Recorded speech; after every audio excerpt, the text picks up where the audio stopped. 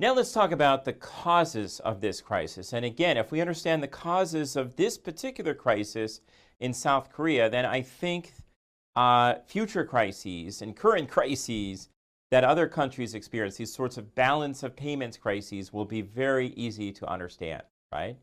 So if you look at this, right, there were external factors and internal factors here. And so in this particular instance, the external factors were pretty typical, right? And so one of the things to keep in mind here is that South Korea was experiencing a large current account deficit. And keep in mind, these balance of payments crises occur when there can be a large current account deficit, right? The country is perhaps having difficulty exporting its products, not bringing in a lot of money from its trade, not many revenues coming in from the exports, and a lot of money, instead of having a big capital account surplus to balance that out, the capital leaves the country all of a sudden. And so that is what causes the financial crisis. That is what causes the massive potential devaluation of the country's currency. This is the kind of situation the IMF is trying to help countries avoid, or at least manage. So that's what we were seeing here. So what happened is that one of South Korea's major competitors, right? So you might say, well, what does the declining value of the Japanese yen have to do with this crisis? Well, Japan was one of South Korea's major competitors in trade. Japan was also specializing in exports of electronics goods, as South Korea was at this time, right? So when Japan's currency began to decline in value for internal reasons related to Japan's strategy, Japan intentionally, many people argue, was printing lots of Japanese yen, increasing the supply of Japanese yen to keep the value of the Japanese currency weak to boost their exports. Clearly an economic nationalist strategy in Japan, right? Now, unfortunately, South Korea, which had its own currency, the Korean won, more or less pegged to the US dollar at the time, South Korea found that then its currency was strong relative to the Japanese yen. That made South Korea's exports more expensive relative to Japanese exports, and that made it more difficult for South Korea to export its products. And so no wonder South Korea was having difficulty exporting. No wonder South Korea ended up with a large current account deficit. And no wonder that was kind of setting the stage. So these are external factors, external to South Korea. At the same time, right, South Korea exporting a lot of these electronics goods, there happened to be, at that moment in the global economy, a big surplus of electronics goods circulating in the global economy that would tend to depress price, right? Increased supply lowers the value. So this increased supply, this temporary surplus of electronics goods, we call it a glut, right? Which sometimes these happen. This is the nature of capitalism. Sometimes there's an oversupply of products produced. That glut, that sometimes this kind of thing occurs, lowered the prices for electronics products in the global economy. That also made it difficult for South Korea to bring in a lot of export revenues, right? At the same time, there wasn't only just competition from Japan, but of course, China was coming on strong already, beginning to export very low-cost electronics goods, and another competitor for South Korea.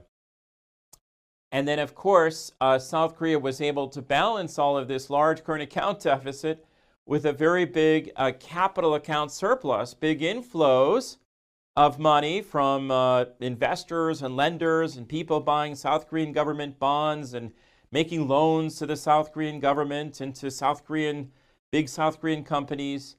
But of course, in the South Korean banks, as we'll see, but of course, when there was a financial crisis in Thailand, right, and the Thai currency, which was pegged to the US dollar, suddenly collapsed, right? Thailand had a big balance of payments crisis. And then that financial crisis spread to Indonesia. And then it spread to Malaysia, and it began to spread all through the Southeast Asian region, engulfing the Asian region as a whole. Well, then foreign investors got spooked, right? And they said, wait a minute, if there can be a financial crisis and a massive currency devaluation in Thailand and in Indonesia and in other places, maybe we should pull all our money out of South Korea. another Asian country. Even if South Korea would have been completely stable and solid, they might have done that anyway, just for psychological reasons. The fear that, the crisis could hit another Asian country. We call that the contagion effect, the psychological phenomenon where investors decide to just pull their money out of a country. And so then you see what happens. Instead of the big current account deficit being balanced out by a large capital account surplus, suddenly that surplus capital goes out of the country. It flees the country, and you have a balance of payments crisis. And so this is exactly the kind of thing that happened in South Korea. There was this crisis that hit Thailand and spread to other Asian countries. People began calling it the Asian contagion, the financial contagion, as investors pulled their money out of Asian country after Asian country, and eventually it hit South Korea. And so, of course, the stage was set for a financial crisis. So these were external factors that, South Korea had no control over. But at the same time, there were internal factors as well. And so the big one, as emphasized in this case, was something a little bit unique to South Korea.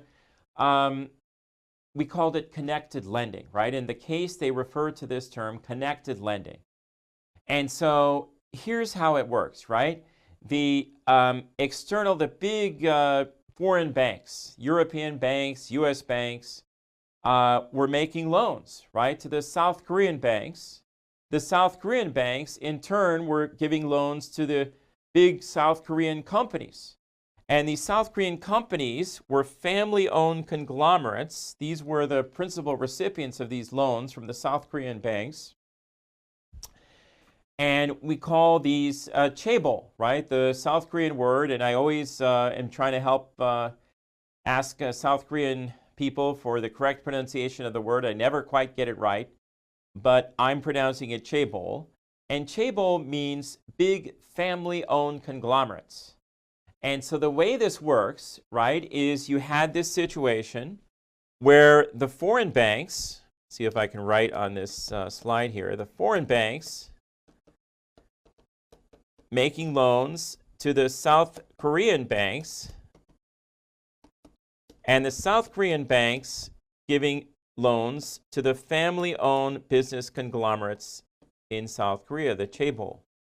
And so these would be family-owned companies that had investments not just in, one sector, not just, let's say, in the automobile sector, but in other sectors as well, in the steel sector or in the textile sector, right? Investments in multiple different kinds of industries. And so this was something that actually was encouraged by the South Korean government. The South Korean government said, we would like to encourage internal industrialization within South Korea. We're going to do some things, for example, give easy financing. And for a while, the South Korean government owned the banks in South Korea.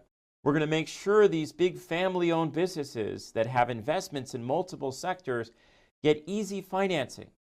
In fact, we'll base the lending not so much on whether the family-owned conglomerate is, viable, can pay back the money easily. We'll base it on personal connections, whether we know the people in the chaebol, whether we went to school with them, right? So this is the infamous connected lending that was going on in South Korea.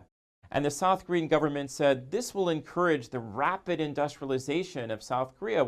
They'll get easy financing, they'll expand into these multiple different industries.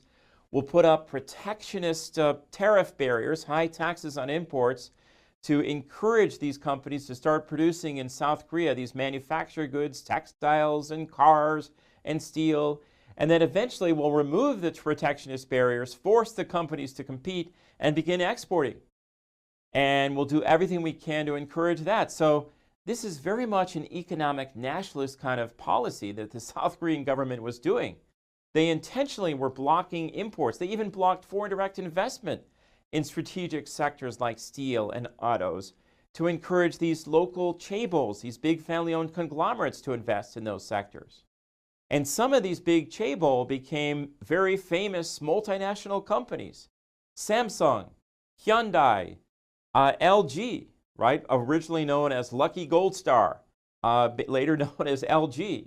And so what I think is amazing is this did encourage the rapid industrialization of South Korea, But at the same time, because sometimes there was overproduction, there was over expansion, over capacity.